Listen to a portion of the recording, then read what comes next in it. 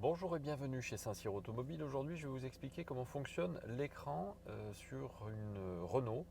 Alors ça peut être une Mégane, ça peut être un Scénic, ça peut être pas mal de modèles. Donc on va commencer par le petit bouton ici qui vous amène sur le menu principal.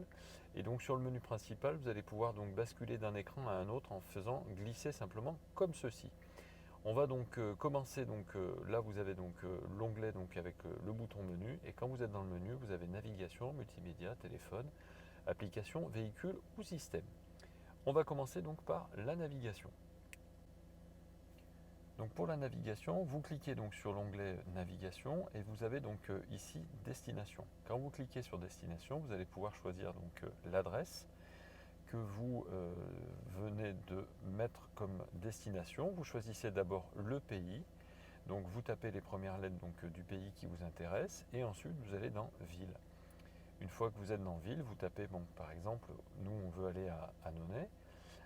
On va cliquer pareil sur les premières lettres et une fois que vous avez fait ça, vous cliquez à nouveau sur la proposition que vous fait le véhicule. Pour ce qui est de la rue, pareil, vous souhaitez aller à Annonay, rue Pierre de Coubertin par exemple, vous tapez tout simplement Pierre.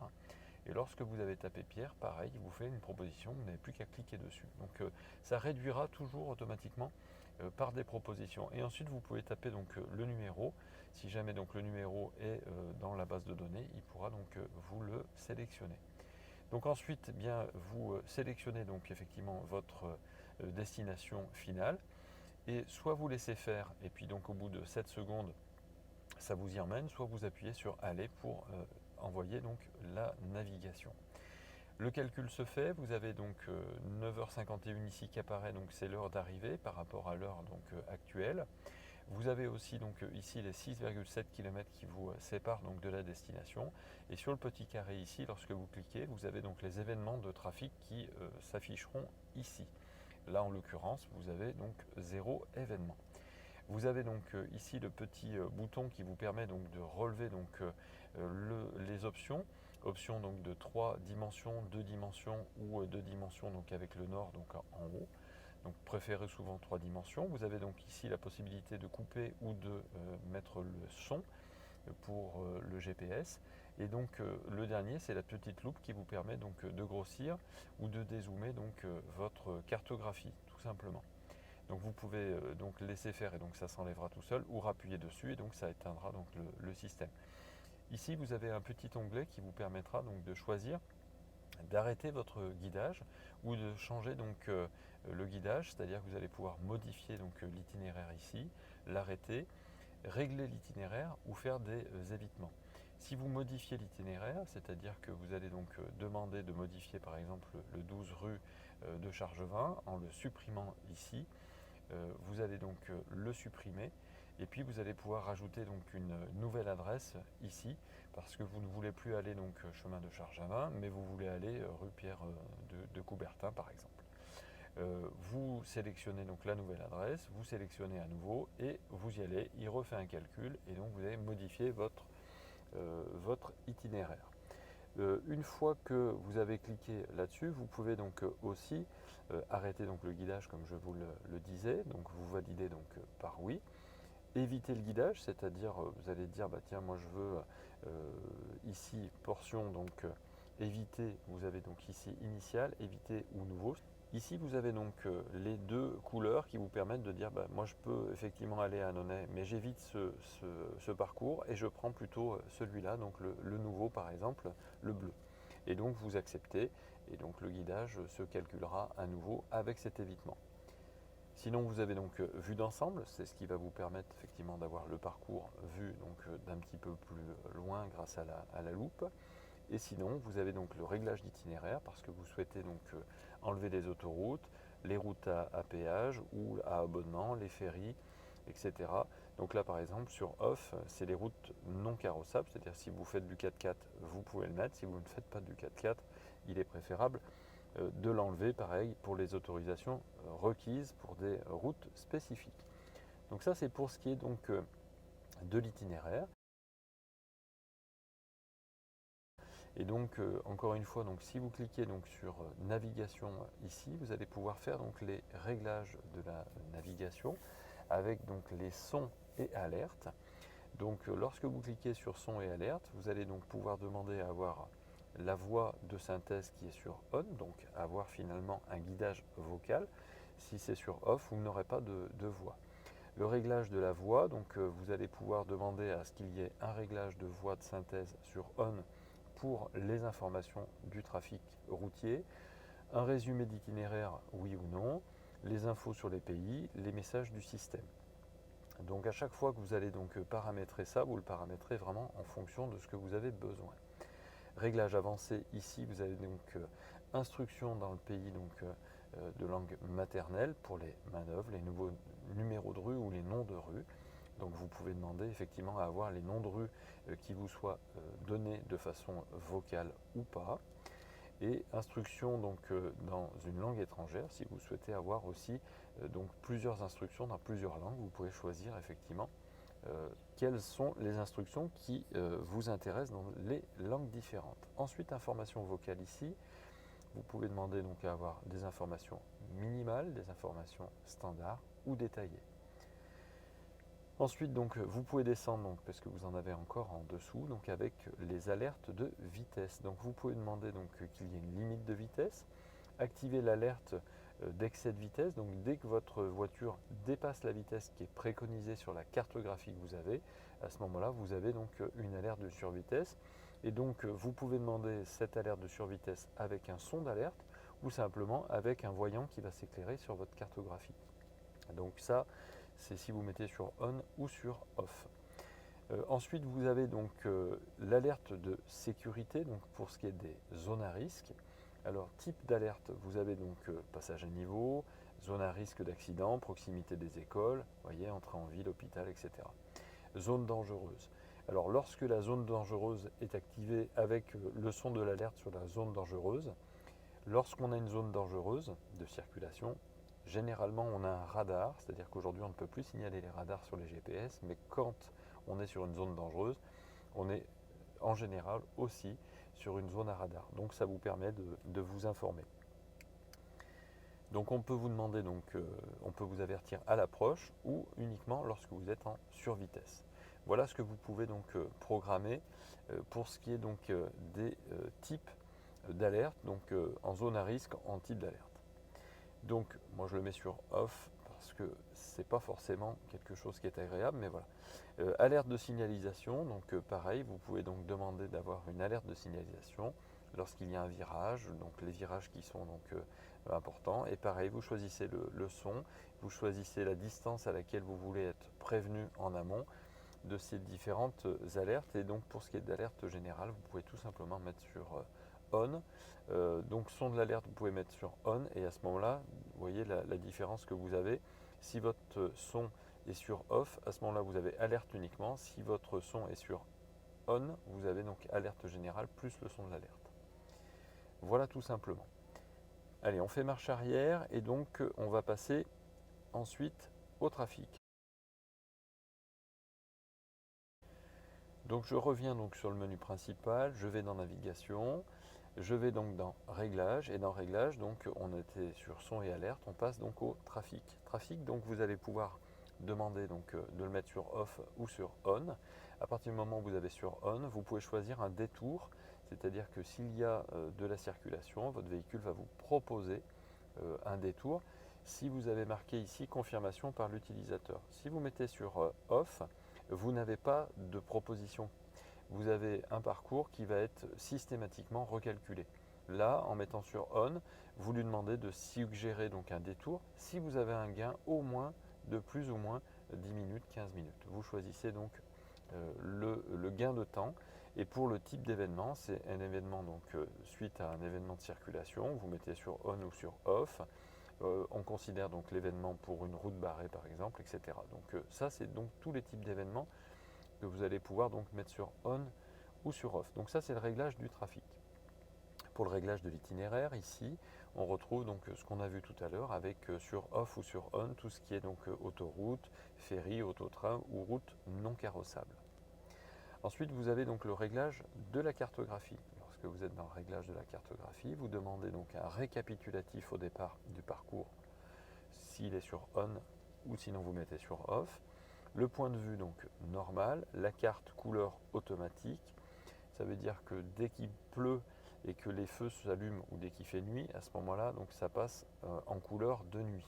Et sinon, c'est en couleur de jour. Vous avez ici la galerie des véhicules 3 dimensions. Vous avez 17 véhicules en 3 dimensions. Soit vous avez la flèche, soit vous avez donc les véhicules. Donc là, c'est l'Alpine. Vous avez donc un Capture, etc. Donc vous choisissez la voiture donc vous souhaitez faire apparaître comme étant le véhicule. Alors si vous avez par exemple là une Mégane ou un Scénic, ben vous choisissez effectivement la voiture qui correspond au véhicule dans lequel vous roulez. Si jamais vous voulez avoir effectivement une voiture un petit peu plus sympa, ben voilà, vous choisissez grâce à ce menu. Donc là on est par exemple sur la Mégane, et ben on laisse la Mégane et on fait marche arrière, et donc ça sera donc désormais le véhicule qui apparaîtra sur votre cartographie. Et ensuite vous avez donc la possibilité de faire apparaître sur votre carte les aéroports, les garages automobiles, les cafés, les entreprises, les finances, etc. Donc si jamais vous souhaitez par exemple faire apparaître les pharmacies, vous allez dans médical et vous allez ici dans pharmacie et vous demandez donc effectivement de faire apparaître sur votre carte les pharmacies de la marque Cara Pharmacie, Comet, Coop, etc. Donc ça c'est tout ce qui est donc marqueur sur votre cartographie. Donc quand on est dans le parking par exemple, ben, moi je veux les parkings non couverts et je veux effectivement que tous les parkings, si vous avez une carte spéciale de ce parking Q-Park par exemple, ben, vous faites apparaître sur votre cartographie les Q-Park. Comme ça vous avez vos abonnements qui seront facilement repérés sur votre cartographie. Donc voilà pour ce qui est donc du réglage de la carte. Et donc ensuite vous avez guidage visuel. Vous demandez d'avoir donc les panneaux qui apparaissent sur votre carte, donc panneaux de vitesse, panneaux de signalisation. Et les vues de carrefour donc sur On, ça vous permettra d'avoir un zoom en fait sur votre cartographie ou un dézoom lorsque vous vous approchez ou que vous êtes passé dans un carrefour. Donc comme ça au moins vous voyez un petit peu mieux sur la cartographie ce dont votre véhicule vous montre. Ensuite, vous avez donc ici l'indication de distance. Alors, je reviens un petit peu en arrière pour les champs de données, c'est-à-dire que lorsque vous êtes sur votre cartographie, indication donc de distance, distance jusqu'à l'étape suivante ou distance de la destination finale. Ça, c'est vous qui choisissez donc ce que vous allez voir apparaître sur votre carte. Et donc ensuite, vous pouvez choisir l'indication de temps ou le temps restant jusqu'à l'étape suivante ou jusqu'à l'heure d'arrivée, enfin en tout cas l'heure d'arrivée à destination par exemple. Voilà pour ce qui est donc du GPS et de ses différents réglages.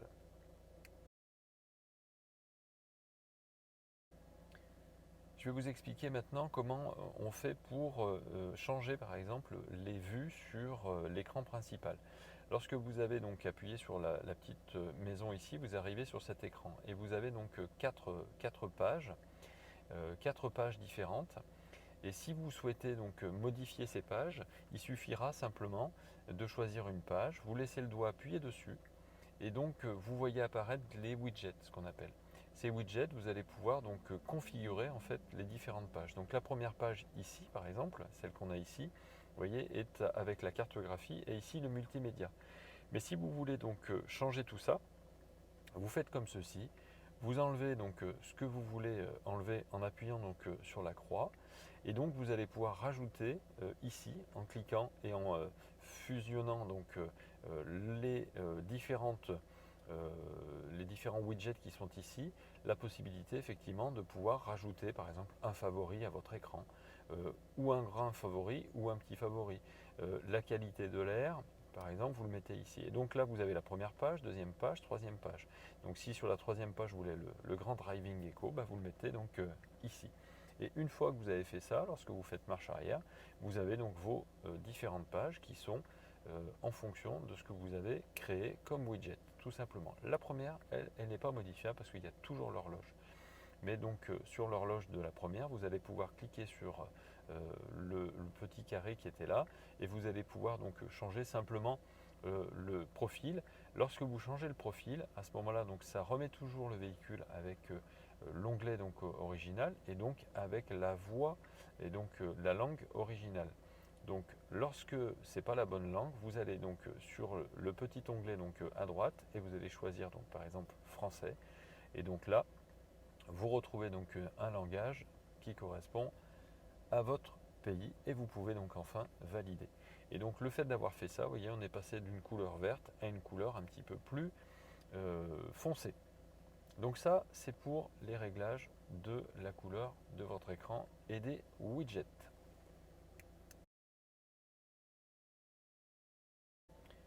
Maintenant, donc, je vais vous expliquer, lorsque vous êtes dans le menu, comment fonctionne le multimédia. Vous cliquez sur le bouton multimédia, vous avez donc la radio en premier. Donc la radio, vous avez donc trois onglets, les fréquences, les stations et les présélections. Lorsque vous êtes sur fréquence, à chaque fois que vous allez utiliser les deux petites flèches qui sont ici, ça va changer donc les fréquences et donc ça va capter la meilleure fréquence de la radio en montant les fréquences ou en descendant les fréquences. Si vous utilisez la petite flèche ici, pas une, mais enfin pas deux, mais une flèche, vous avez seulement 5 en 5, c'est-à-dire que vous allez pouvoir gérer manuellement. Une fois que vous êtes tombé donc sur la station qui vous intéresse, si vous voulez la présélectionner, c'est-à-dire l'enregistrer, vous allez sur Preset, vous mettez 1, vous laissez le doigt appuyé dessus, et lorsque votre radio s'affiche en numéro 1, ça veut dire que vous avez donc enregistré cette radio. Maintenant, si plutôt que de passer par les fréquences, vous voulez passer par les stations, c'est-à-dire celles qui ont déjà été captées par votre véhicule, elles sont classées par ordre alphabétique et vous allez donc en descendant pour chercher la radio qui vous intéresse. Si vous voulez RMC par exemple, vous cliquez simplement sur RMC et la musique se lance automatiquement. Si désormais vous voulez mémoriser RMC ici, vous faites la même chose, vous laissez le doigt appuyé dessus et vous mémorisez. Lorsque vous avez le bouton bande ici, vous avez donc le choix entre FM, AM ou DR, la radio numérique terrestre. Ensuite, vous avez donc ici un petit onglet qui vous permet donc d'aller changer de source directement, de mémoriser donc dans les présélections ou de mettre à jour la liste. Alors quand vous cliquez sur mettre à jour la liste des stations ici qui ont été connues se remet donc à zéro et donc récupère toutes les stations qui sont disponibles. Donc là, c'est quand on est donc sur la bande terrestre, numérique terrestre, mais si vous êtes sur l'autre bande, vous faites la même chose ici, et donc vous allez pouvoir aussi faire les différents réglages de AM, de radio-texte ou de région. Alors, lorsque vous êtes sur la radio-texte et que c'est sur ON, si vous êtes sur, par exemple, Chérie FM, et que il y a une radio texte, il faut être sur fréquence. Et lorsque vous êtes sur fréquence, si jamais vous êtes en train d'écouter une musique, la chanson, le titre de la chanson va apparaître ici et donc va vous donner donc le titre de la chanson que vous êtes en train d'écouter. Lorsque vous êtes dans réglage à nouveau, donc vous allez pouvoir demander à avoir donc la radio en AM ou pas, c'est-à-dire que quand vous êtes sur off, vous avez que le FM.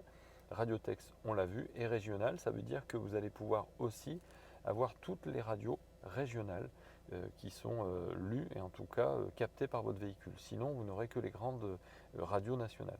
Et TA, c'est le trafic autoroutier, c'est-à-dire qu'à partir du moment où c'est sur ON, votre voiture va capter donc toutes les informations routières de 107.7 et va couper la radio pour mettre ces informations routières. Alors attention, ça ne marche que si vous êtes sur un réseau France, c'est-à-dire que si vous êtes sur Chérie FM, ça ne marche pas, mais France Info, ça marche, et tous les France Drôme, etc., France Musique, ça fonctionne. Donc ça, c'est pour donc, la radio. Et dernière chose, ici, vous avez donc le réglage du son, avec donc l'ambiance sonore que vous pouvez donc choisir pour que ça corresponde à ce que vous aimez écouter. Et donc si vous avez donc la musique Arcamis, vous allez pouvoir donc ici tester en fait la musique. Vous mettez donc du son et vous allez pouvoir tester la musique avec les différentes equaliseurs. Sinon, vous pouvez donc changer donc, la balance et le fader. Donc en haut, en bas, vous réglez donc votre son. Si jamais vous avez des enfants à l'arrière qui dorment, vous mettez le son donc vers l'avant uniquement par exemple. Ou alors vous appuyez carrément simplement donc là-dessus. Ou manuel, et donc c'est vous qui naviguez donc manuellement pour répartir le son. Les graves, aigus, médiums, c'est ici que ça se passe. Donc vous réglez donc vous-même les sons comme ça vous arrange. Le volume en km/h. Alors, plus votre voiture va rouler vite, plus votre véhicule va faire de bruit et plus le son va automatiquement augmenter. Donc vous pouvez donc lui demander une plus ou moins grande sensibilité grâce à ce système. Le loudness, là, il est en route, donc ça vous permettra d'avoir un petit peu plus de grave naturellement dans la voiture. Et le stabilisateur, pareil, de volume, vous allez pouvoir donc lui demander, donc pareil, à ce que ça s'agrémente tout seul. Voilà pour ce qui est donc de la radio. Maintenant, si vous souhaitez donc changer de source, donc comme on l'a vu tout à l'heure, donc on peut changer donc ici de source et passer du mode radio au mode par exemple USB parce que vous avez mis une clé USB, dans votre insert. Lorsque la clé USB est dedans, et bien ça fonctionne comme la radio. Vous allez donc ici passer d'une musique, donc d'une piste à une autre. Si vous souhaitez, vous pouvez donc aller dans la liste courante et vous voyez donc toutes les musiques que vous avez donc sur votre clé USB. Ou sinon, vous allez dans Parcourir et vous avez donc ici les playlists que vous avez créées, si jamais vous en avez créé sur votre clé USB, les différents artistes qui vont donc apparaître ici, donc qui vont être classés, les différents albums aussi, etc. par genre, par répertoire.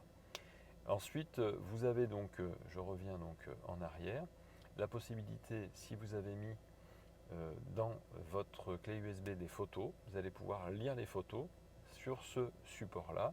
Et donc, lire les photos, moi je n'en ai pas sur ma clé, mais c'est très simple, il vous suffit simplement de cliquer dessus. Pareil pour les vidéos.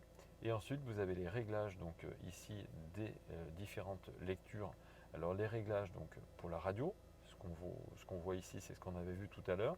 Les réglages pour le média, donc avec le volume principal qui peut être de 1, de 2, vous voyez, donc ici, vous pouvez donc faire le réglage. La sensibilité donc, de prise auxiliaire ou les sources audio Bluetooth, puisque vous allez pouvoir donc retrouver aussi les appareils de la source Bluetooth si vous avez mis effectivement différents appareils. Si vous avez couplé les appareils, vous retrouvez donc la vidéo sur notre playlist Bluetooth sur notre page YouTube. Et enfin le son, donc on retrouve l'ambiance sonore qu'on a vue tout à l'heure avec le réglage des balances et des faders. Donc voilà pour ce qui est donc de la lecture des médias.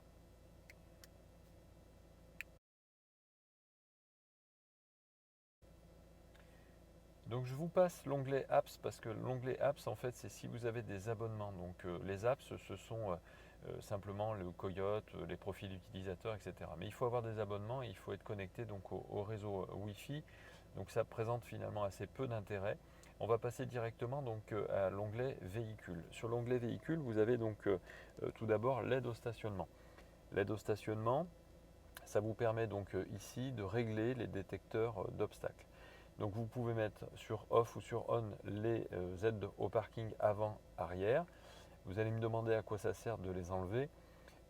À l'arrière, si vous avez un attelage et que vous avez une caravane, lorsque vous allez passer la marche arrière, ça va biper sans arrêt. Donc là, ça vous permet de les enlever et d'avoir effectivement moins de désagréments. Vous allez pouvoir choisir donc d'avoir une alerte sonore, oui ou non. Vous allez pouvoir choisir le son de l'alerte sonore de votre radar de recul et le volume de celui-ci, ici. Vous avez donc aussi le driving echo, donc c'est tout simplement une notation que donne Renault par rapport à votre type de conduite.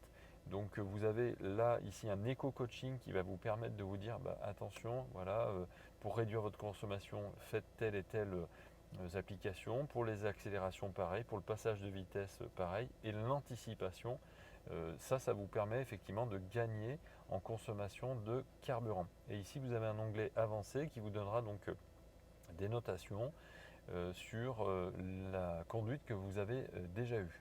Toujours pareil, ici vous avez donc un petit onglet qui vous permet donc de demander donc de masquer le bilan après trajet ou de le garder, de conserver les trajets préférés ou de commencer un nouveau trajet, c'est-à-dire que là vous allez tout réinitialiser les parcours précédents et comme ça vous saurez à partir de maintenant comment vous conduisez si vous vous êtes amélioré. Ça c'est pour le driving echo. Là vous avez l'ordinateur de bord qui va vous permettre de mettre à zéro aussi ce système. Par exemple vous faites le plein et puis donc vous savez quelle distance vous avez parcouru, quelle vitesse moyenne vous avez fait et quelle consommation moyenne vous avez fait. Pour remettre à zéro, toujours pareil, vous avez les trois petits traits ici, vous réinitialisez et donc ça se remet donc à zéro. Le Tech Care, donc c'est simplement une qualité d'air en fait qui est perçu donc, par la voiture. Et donc là ici, donc, la qualité de l'air est désactivée. Si vous voulez réactiver, donc, vous réinitialisez donc, toujours ici. Et vous allez pouvoir donc en appuyant sur le petit onglet qui est sur votre climatisation, donc juste en dessous, vous repérez ce petit onglet ici et donc vous lancez donc la qualité de l'air et donc ça fera une fermeture automatique de l'air qui vient de l'extérieur automatiquement si jamais il y a de la pollution. Vous faites marche arrière et vous avez donc ici la pression des pneumatiques, pression des pneus que vous allez pouvoir réinitialiser parce que vous avez fait votre pression et que vous prenez cette référence comme étant une bonne référence. Et donc si jamais vous avez une perte de pression par rapport à maintenant, à ce moment-là, votre véhicule va vous signaler que vous avez une crevaison. Donc localisation des pneus en cours, ça veut dire que vous faites ça et vous roulez.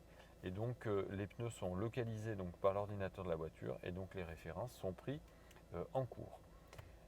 Ensuite, vous avez les réglages utilisateurs. Vous allez pouvoir demander donc à bloquer les portes dès que vous roulez à plus de 10 km/h. Le volume des clignotants, vous allez pouvoir donc le monter ou le descendre. Un son d'accueil lorsque vous rentrez dans votre véhicule. Un accueil extérieur, ça veut dire que les feux vont rester allumés lorsque vous, en tout cas ils vont s'allumer lorsque vous ouvrez votre voiture. Le plafonnier donc en mode auto, pareil, donc il va y avoir une temporisation lorsque vous fermez votre voiture, le plafonnier s'éteindra petit à petit. Essuyage donc arrière, donc c'est l'essuie-glace arrière qui va se mettre en route automatiquement si vous passez la marche arrière et que vos essuie-glaces avant sont en route. Indication donc du style de conduite, donc pareil, ça reprendra donc ce qu'on a vu tout à l'heure avec le driving éco. Et enfin ici, vous avez donc les trois petits points qui vous permettront d'accéder au manuel utilisateur. C'est ce que je suis en train de faire finalement en vidéo. Là, vous l'avez tout simplement en version PDF, on va dire. Donc c'est un peu moins facile, un peu moins, comment dire, ludique que ce que je suis en train de faire, mais ça a le mérite d'être là. Donc voilà pour ce qui est donc des différents réglages du véhicule. Et enfin, vous avez donc le réglage système ici, avec donc page d'accueil. Ce qu'on a fait donc tout à l'heure, en fait, vous l'avez accès ici. C'est-à-dire que si on se met donc sur la petite maison, qu'on laisse le doigt appuyé donc sur l'écran, on arrive donc sur la configuration des pages d'accueil. Si maintenant je reviens donc sur le menu principal et que je vais dans le système et que je vais dans page d'accueil, on retrouve exactement la même chose avec donc les trois pages qui sont disponibles, donc première, deuxième et trois pages. Vous avez donc aussi donc, le profil ici utilisateur que vous allez pouvoir changer. C'est ce qu'on a fait tout à l'heure aussi, mais vous avez un accès donc, par cette fonction-là. Donc tout à l'heure on avait choisi donc celui-ci. Maintenant si vous voulez mettre par exemple NOM 5, vous lancez donc la nouvelle interface. Encore une fois donc ça se remettra toujours avec le langage d'origine de la voiture. Vous cliquez là-dessus pour retrouver le langage donc français par exemple, de façon à ce que le chargement se fasse tout de suite pour pas que ce soit compliqué pour vous. Vous validez. Et vous avez à nouveau donc une nouvelle interface avec donc un nouvel entourage, etc. Allez, donc on retourne donc dans le menu et donc dans le menu système. À ce moment-là, vous avez donc les différents affichages ici, affichage donc de cet écran, mais affichage aussi de votre tableau de bord. Donc l'écran central, c'est celui-ci, donc vous allez pouvoir lui demander un thème négatif ou un thème positif si vous voulez avoir quelque chose de beaucoup plus clair. Vous allez pouvoir demander donc une luminosité plus ou moins donc importante. Vous descendez et vous avez la luminosité de nuit aussi. Elle n'est pas disponible ici parce que les feux ne sont pas allumés. J'allume les feux et là à ce moment-là, j'ai donc la possibilité, vous voyez, de régler cette luminosité. J'éteins les feux et je ne peux plus la régler. Ensuite, donc l'écran central, c'est celui-ci, le tableau de bord. Vous allez pouvoir donc demander à avoir une couleur différente sur votre tableau de bord. Donc vous avez ce tableau de bord qui vient de passer en bleu, mais vous avez aussi votre écran principal avec vos compteurs qui vient de passer aussi en bleu. Et vous avez le style 1, le style 2, et là ça va changer carrément votre écran principal. Lorsque j'appuie donc sur profil 1, style 2, style 3, donc votre écran, vous voyez, va passer effectivement avec différents styles. Et c'est comme ça que vous allez voir donc apparaître sur votre ordinateur de bord et sur votre écran avec les compteurs les différentes possibilités. Voilà donc pour ce qui est des réglages des affichages. Vous avez donc enfin donc la luminosité, donc ce qu'on vient de voir tout à l'heure, mais vous avez donc sur l'écran central en mode nuit. Donc pareil, il faut mettre les feux en route pour pouvoir donc faire les réglages lorsque on est en mode nuit. Le tableau de bord de la même façon. Vous faites marche arrière ici, vous avez les différents volumes qui sont réglables ici, volume principal donc de votre radio, la sonnerie du téléphone avec le volume ici, la communication, donc pareil donc pour le téléphone, la navigation avec les voix donc de votre navigation, les différents avertissements, les sons de touche, le volume des clignotants, détecteur d'obstacles et commande vocale. Commande vocale, c'est lorsque vous appuyez sur le bouton de votre volant pour communiquer avec la voiture, si vous avez associé un téléphone portable pour utiliser OK Google ou Siri. On fait marche arrière et vous avez enfin donc l'onglet langue et c'est là où effectivement on va pouvoir donc changer les différentes langues de votre écran principal. Voilà donc pour ce qui est de l'onglet système. Enfin, vous avez donc ici les raccourcis avec ici la petite lune soleil. Lorsque vous cliquez dessus, ça vous éteint votre écran. Si vous rappuyez dessus, ça rallume l'écran. Donc ça n'est pas en fait le fait d'éteindre l'écran, ça n'éteint pas l'autoradio. Donc le GPS fonctionne, la musique fonctionne, mais c'est simplement pour ne pas avoir de lumière pour la nuit lorsque vous roulez de nuit. Ici, vous avez un onglet donc avec la roue crantée qui vous ramène tout simplement donc au réglage utilisateur. Ça vous évite en fait d'aller dans le menu et d'aller donc dans les réglages utilisateurs donc du véhicule, vous voyez, réglage utilisateur. C'est un raccourci en fait. En allant ici, vous allez directement là-dessus. Et pareil, vous avez un raccourci pour l'écran central ou le tableau de bord qui vous permet à nouveau de rentrer donc dans le thème négatif ou positif de votre écran principal. Donc ce sont des raccourcis tout simplement. Voilà, je vais vous expliquer comment en fait on fait fonctionner donc Apple CarPlay. Apple CarPlay, c'est très simple. Vous allez donc utiliser votre cordon d'origine. Attention, j'insiste bien là-dessus, votre cordon d'origine, parce que si vous n'utilisez pas le cordon d'origine, eh bien vous risquez de ne pas avoir toutes les données qui soient transmises et donc du coup ça risque de ne pas fonctionner. Sur votre téléphone ensuite, vous allez brancher donc bien sûr votre téléphone via ce cordon. Le cordon, vous le mettez sur le plug USB. Vous avez donc automatiquement Apple CarPlay qui affiche donc ici. Vous cliquez dessus et donc votre véhicule a automatiquement retrouvé donc votre téléphone. Si c'est la première fois sur votre téléphone, vous avez une notification qui vous demande d'accepter Apple CarPlay. Vous acceptez. Si vous avez déjà installé votre téléphone en Bluetooth, ça va se mettre automatiquement en route. Si jamais sur les Apple, vous branchez en CarPlay que vous autorisez donc votre téléphone, à ce moment-là, vous n'aurez même pas besoin de le saisir en Bluetooth, en tout cas de le rentrer et de l'associer en Bluetooth, puisque ça sera fait automatiquement. Ensuite, ici, vous avez donc les petits onglets, donc les petits widgets d'un côté, avec la cartographie ici, avec la lecture média de votre téléphone. Si vous basculez donc comme ceci, vous avez trois petits points, puisque vous avez donc trois écrans, trois masques, ce qu'on appelle. Vous avez la possibilité donc d'utiliser votre téléphone portable comme vous le faites sur votre clavier donc, de téléphone avec le clavier, les contacts, les appels récents, etc. Vous appuyez là-dessus et vous revenez donc sur votre écran principal pour utiliser votre musique ou pour utiliser plan ou les autres fonctions et donc les messages aussi, puisque lorsque vous voulez rédiger un message, vous appuyez là-dessus et vous rédigez votre message de façon vocale. Voilà comment associer un téléphone avec Apple CarPlay.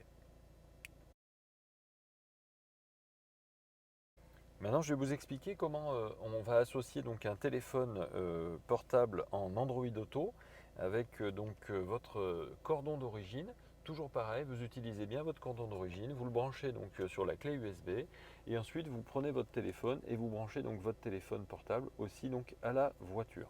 Une fois que vous avez fait ça, vous avez bien préalablement donc téléchargé l'onglet Android Auto sur votre téléphone portable. Une fois que vous avez fait ça et que tout ça est branché, votre onglet Android Auto doit être sur votre téléphone et vous avez donc plus qu'à attendre que votre téléphone s'associe automatiquement, connexion de l'appareil en cours, avec votre véhicule. Une fois que c'est fait, apparaît donc ici ajouter appareil, vous dites oui, j'ajoute mon appareil parce qu'il faut effectivement sous Android que votre téléphone portable soit associé à la voiture. Le dispositif donc est en train de chercher votre téléphone. Une fois qu'il l'aura trouvé, on va donc le connecter. Voilà, votre véhicule a trouvé donc votre téléphone portable, donc vous cliquez dessus. Donc il vous propose donc un code, vous allez le retrouver sur votre téléphone, vous cliquez sur associer et en même temps donc vous avez sur votre téléphone Airlink qui apparaît, donc c'est donc votre téléphone portable. Vous cliquez ou pas donc sur ce que vous souhaitez associer, donc là le téléphone et le média, vous dites oui. Et une fois que c'est fait, vous allez donc avoir la notification sur votre téléphone, vous dites oui aussi pour valider donc la synchronisation des contacts.